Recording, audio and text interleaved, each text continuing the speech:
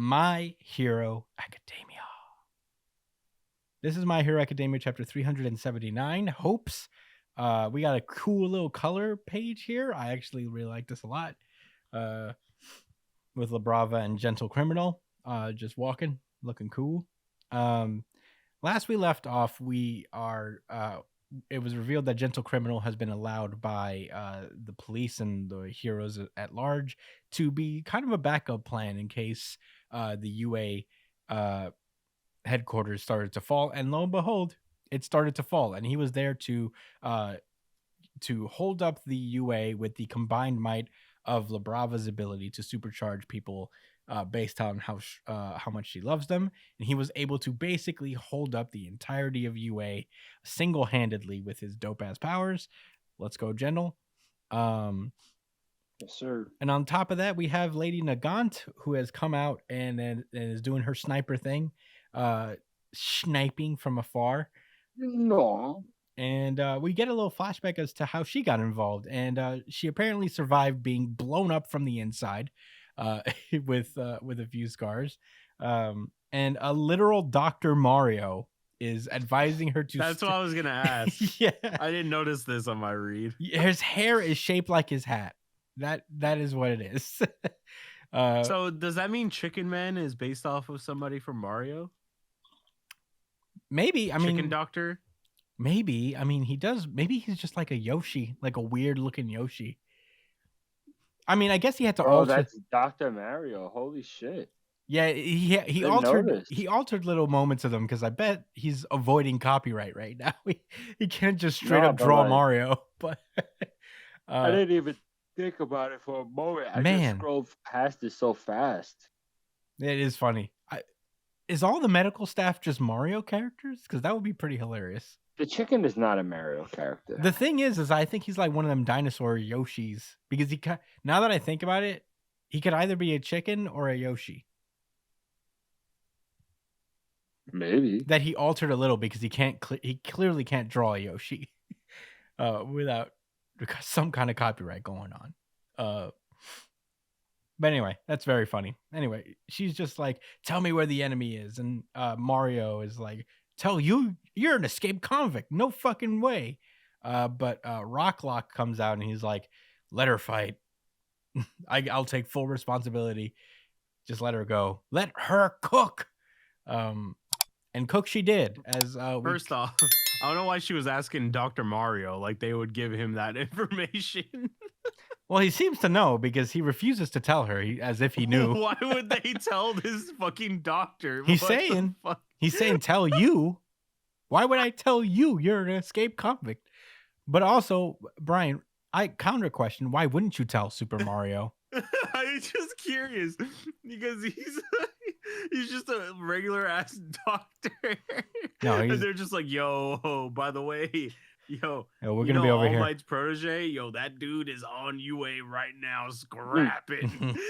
Maybe from the news. Yeah, he just knew. Yeah, maybe from the news. I mean, it is hard to hide a giant flying school, so I respect that. So yeah, Rocklock let her cook, and she's out here sniping. Last we left off with her, she actually just shot off one of Shigaraki's arms before he activated his decay quirk on the ground. And she is now bleeding, bursting at the seams. And she's basically like, I got one shot left. That is such a cool shot, by the way. Of the blood bursting off of her. It is pretty cool. Yeah, that is such a cool shot. It's pretty cool. So yeah, she does her sniper thing. She's talking about how she's been stained by the darkness and lost faith in the light. But until you and my successor came around and reminded me of how I felt back then. So now let this reach Izuku Midoriya from Lady Nagant. And she shoots, and right as Shigaraki's about to bring down his other arm, she knocks off Shigaraki's other arm completely. It was a pretty sweet. She did one of these, I guess. It's pretty good. And very good. Shigaraki has no arms. Meanwhile, inside of Shigaraki, All For One is going crazy.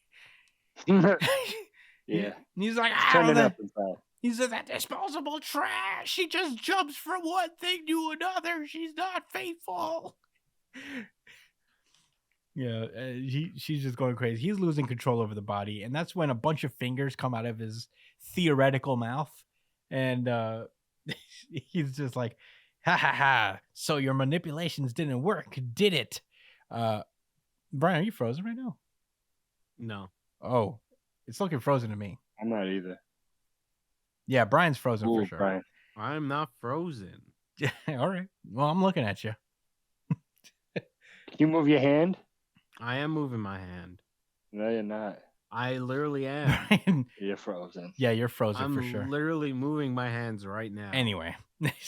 Anyways. I'm not seeing your hands moving. I'm just letting you know. Anyway, so a bunch of theoretical fingers come out of his theoretical mouth, and he's basically he's talking all his shit. Shigaraki is. He's like, this shit is not working anymore. All for one, you can't manipulate your way out of this one. And Brian is loading again. Anyway, he is. He explains that like he got blended into the mix of all of the quirks for One for All, and at that point, it turns out that little boy that was in the All for One thing was basically the last core of Shigaraki, or Shimura, I guess, the little boy version. Hey, you're back. Now you're moving. What's up? Hello. And he's been like basically cutting away at his powers from the inside, and bit by bit he started to reclaim himself. So he's tight. All for One's like, Kuragiri, I'm not controlling control of this body. Stop gawking and warp me. And Kuragiri's going through his own troubles right now. He's just like, well, I have to protect Shigaraki. Where's Shigaraki? But yeah, Shigaraki is continuing to build up his power. He's like, I've got no need for One for All. Did you think that you have anything under control? Unlike those flip-flopping screw-ups, my heart ain't wavering. And everything that exists led to the existence of that house. As Tomura Shigaraki and Tenko Shimura, he's just got one hope: the destruction of everything stemming from that house. As it's revealed that he was somehow knocked off of the UA school by Midoriya, and he says that that's the only thing that's going to save him, is the destruction of everything that caused that house to be the way it was.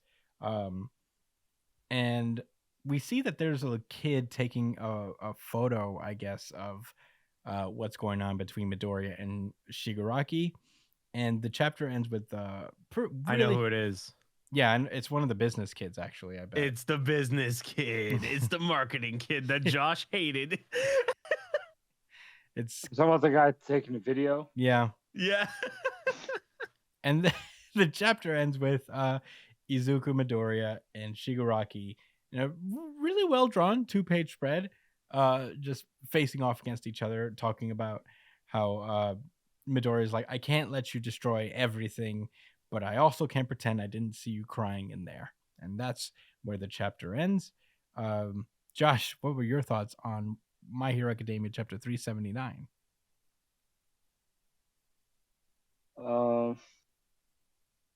It was a cool chapter, I guess. I was really surprised at what happened with between Shigaraki and All for One. I knew that that's what was being built up, that he was eventually going to kind of break out and just be himself. He already kind of started doing that as he was changing forms and shit, like with the hands and all of that. So it's not that I didn't see that happen. I just didn't think it happened like just like that, just off his hands getting sniped away. That's I didn't think that would throw him off that bad. I think it's because his body was like the physical body was starting to reach its limit to how much he could control it, because they already expended so much energy before that. So the hands getting shot off there probably was a the little bit straw of a deal that broke the breaker. camel's back. Yeah.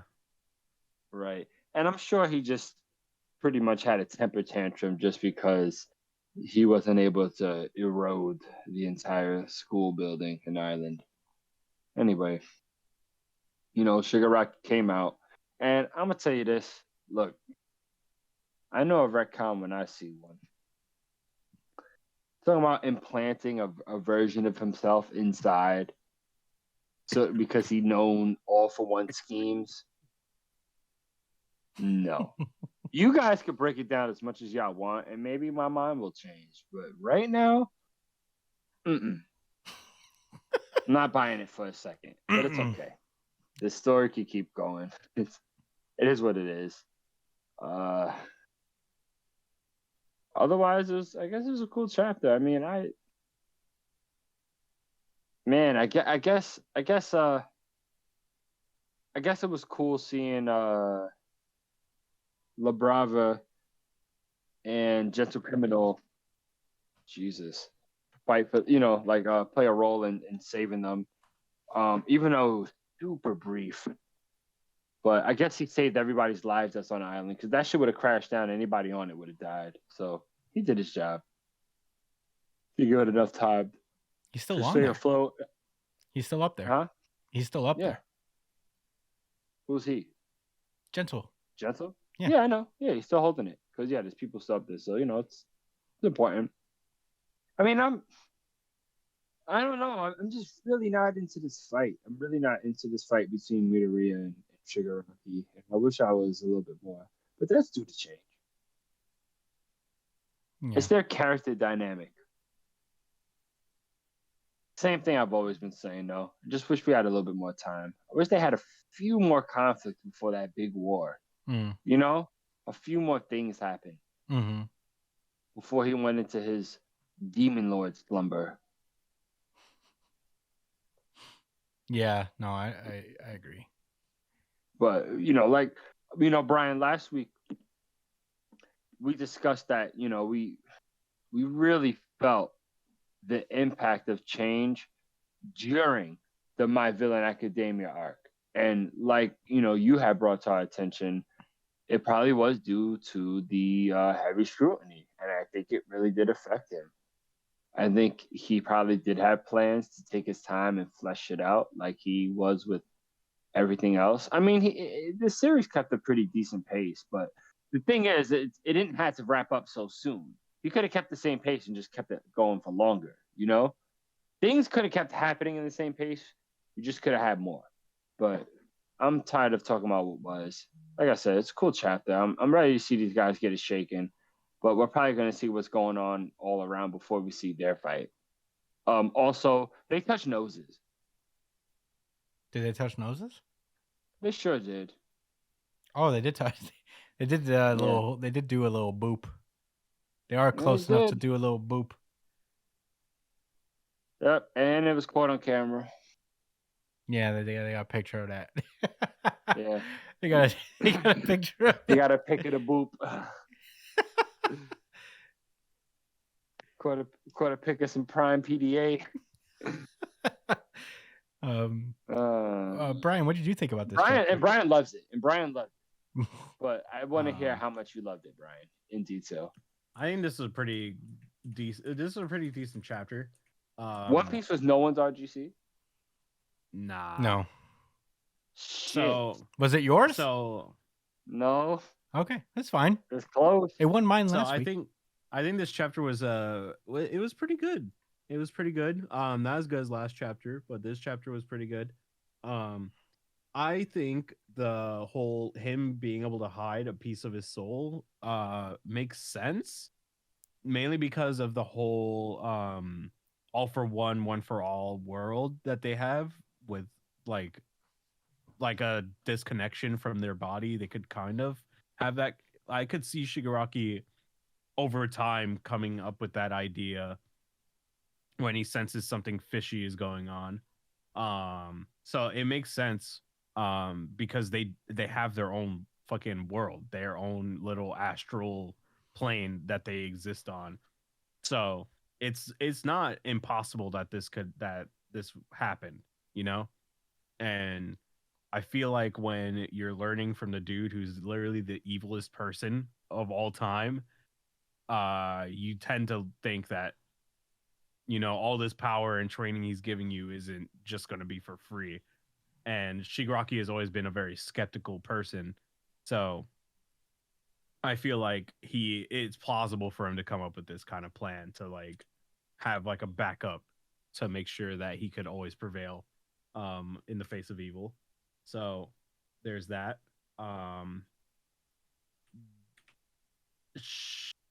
What's his name again? Fucking cloud guy. Oh, Shirakumo. Shirakumo. So him kind of slowly coming to his senses is a little interesting because this is an interesting timing for it to happen. I don't know why he chose this moment for him to kind of start malfunctioning a bit, and I don't know what implication that's going to have. Somewhat convenient, I would say. Yeah, it's a little like if this was going to happen, I feel like it's a little out of place. I feel like it should have happened at a different point, or at least have him have the thought or have more of that malfunction happen before as he's conducting these actions, you know? Like just so that we have that idea in our head that, oh shit, he's acting for the villains, but he's still spiraling a bit. Like there's still a little bit of something there, and then this would be a good time for that to pay off. So, well, a little bit more build up. I feel like this would have fit a little bit better. And the whole thing with Shigaraki getting out, it's interesting. Now, let me get to what the photograph is going to mean for this episode. I mean, for the chapters coming up.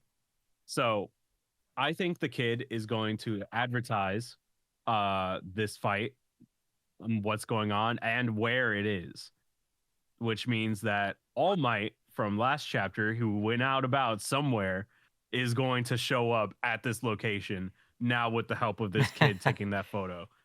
Yeah, it makes more sense now. They are on level ground. They are in a place where All Might can reach them now. So I can see it. I think I have a few I have one theory here. Oh. That when All Might shows up, I don't know what he has in his thing, in the thing that he had, but All Might's gonna die. Huh? Thing that he had? He had something with him. I don't know what it was though. Let me see, just to be sure. But plot armor. Plot armor. No, I agree with Brian. He's probably gonna die. He's gonna die. He's gonna die. And where the fuck is that page? Anyway, who has plot armor? Probably the main essentially character. He has like a suitcase. I don't know what's in it though. Maybe it's like his cape or some shit, or his outfit. I don't know, something sentimental. And he's gonna die, and as he dies, Bakugo is gonna show up and help Deku during this fight. So it's like he really is never gonna get to autograph the card, but he doesn't need to, because he is the hero that he wanted to become, you know? Yeah. So I think at some point Bakugo is going to join this fight.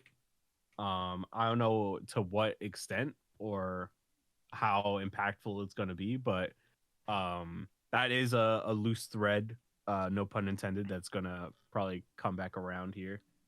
I'm just curious to see how this fight is going to pan out now that he's in a city, where there could still be people around and stuff. Because now that adds more tension to the fight, essentially, because now he has all of his quirks, he has his decay. So now we get to see Deku in his element, finding creative solutions to defeating villains while saving lives. That's what he does. Mm-hmm. He's an analyst. He figures things out on the fly, and Shigaraki having basically unlimited quirks against his kind of limited tool belt range of quirks would be an interesting contrast to see how that pays off. So I think this is going to be a fun fight no matter what. The art is guaranteed going to be fucking good. So I'm just looking forward to the things that I will enjoy from the next few chapters. Yeah. I really enjoyed this chapter too. I thought that the art was pretty solid as per usual. I mean, again, he is just masterclass in terms of just art. That's why the chapters feel are short as they are. Is I'm sure this takes forever. This was 20 pages. Yeah. No, this was a standard number of pages, especially for like still he's delivering this quality of art. On that level, killing it, crushing it. There's one thing I did want to like mention and about Shigaraki's thing, and it, like Brian said, I could buy it. I just wish there, like, just like the Shirokuma thing, I wish there was like little moments of foreshadowing with it that would have made it go down a little easier. There was technically, yeah, sure, but like I guess especially in Shigaraki's case, because we know that there was the core, that there was like the little boy there, but we didn't know, like there wasn't like a real inkling that it was fighting back. And not that I needed it to be telegraphed that hard, but if it was like a little something that we could not see coming, but like something that's hinted at, something that's established, so it doesn't like feel like now all of a sudden he's All For One is losing control. These are all things I just accept because they're not like that outside the realm of what's been established, but just like on a level of writing, I guess like I wish that it was a little more teased at. But overall, I think it comes from what I noticed with this arc and the war arc is that like I think Horikoshi does a really good job of establishing this realistic, frenetic pace of what a battle like this would actually be like, because I think in reality, like in a lot of manga, we see like time kind of slows down in moments and people are really able to think and do all this stuff. But in both of these war arcs, things are just moving so fast. And I think that's by design. It's just like, this is what it would really be like, is that, there's constant swings of momentum and people just thinking on their feet left and right and changing different aspects of the battle. And I think Horikoshi has really accomplished something interesting in terms of like pacing for these kinds of wars where it's just constant battle, because in reality, things would move very quickly. And there wouldn't be a lot of time to strategize and to think and all that stuff. So I respect that, as if it is an intentional thing. I think that's a interesting thing to go with, but I think you lose a little bit of just like, I don't know, I guess like this dramatic thing that we love manga for, just that that little bit of, a little moment of a breather, I think like rests in between the action. Not that the action has to stop, but like these little moments of chilling for a second is very good for stories like these, because then it feels less rushed and we have more time to sit with character development and all that stuff. So it's a double-edged sword is what I'm trying to say, I guess. You get a cool, like, interesting, realistic thing going on with the frenetic pacing of what a war like this would be like, but you lose a lot of heart, I think. A little bit of soul you lose. But, you always have to give something to get something when it turns to writing. That's all I got to say about it. I try to say something a little different about My Hero Academia each week.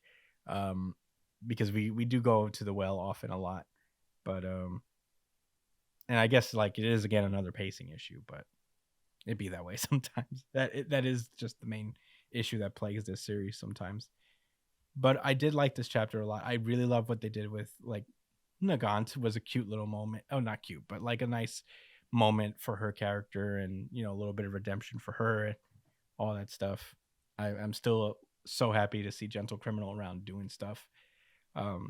Just the scale of his ability, you know, and the uniqueness of his ability to be able to turn everything into rubber. He's basically Nika, the sun god, except he could turn air into rubber. It's pretty rad. Yeah, can Luffy do that?